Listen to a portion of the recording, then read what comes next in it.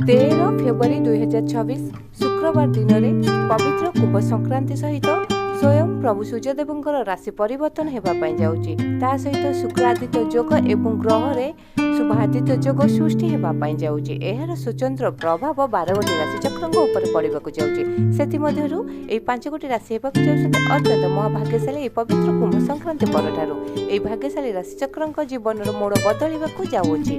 भाग्य पुनः साथ देवा सहित हाथी ढालिबाकू जाउछि। सुनार कलश एई भाग्यशाली राशि चक्रंक मुंडरे ता सहित प्रतिटी कार्य सफलता पाइबा सहित समाज रे मान सम्मान जस बुद्धि पाइब एवं दीर्घ दिन आशा आकांक्षा पूर्ण होगापाई जाउछि। पवित्र कुंभ संक्रांति दिन में स्वयं प्रभु सूर्यदेव शुभ कृपारू। तो दर्शक बंधु आपण मैंने जदि सहृदय स्वयं प्रभु सूर्यदेव श्रद्धा और भक्ति करती तो वीडियो को लाइक करूँ, शेयर करूँ और चैनल टी सब्सक्राइब करूँ। कमेंट बॉक्स में जय प्रभु सूर्यदेव लिखि जनातु। एबे सुन जानिबा से भाग्यशाली 5 गोटी राशि चक्रंकर नाम। प्रथम भाग्यशाली राशि होसंत वृष राशि, द्वितीय भाग्यशाली राशि कर्कट राशि, तृतीय भाग्यशाली राशि सिंह राशि, चतुर्थ भाग्यशाली राशि तुला राशि, पंचम व शेष भाग्यशाली राशि होसंत कुंभ राशि। तो दर्शक बंधु यही सब थिला भाग्यशाली राशि चक्रंकर नाम। जदि आपन राशि एतरे थाई पारे तो निहाती हम वीडियो को लाइक करबा सहित हम चैनल टी को सब्सक्राइब करंतु एवं कमेंट बॉक्स रे जय प्रभु सूर्यदेव लिखि जणातु।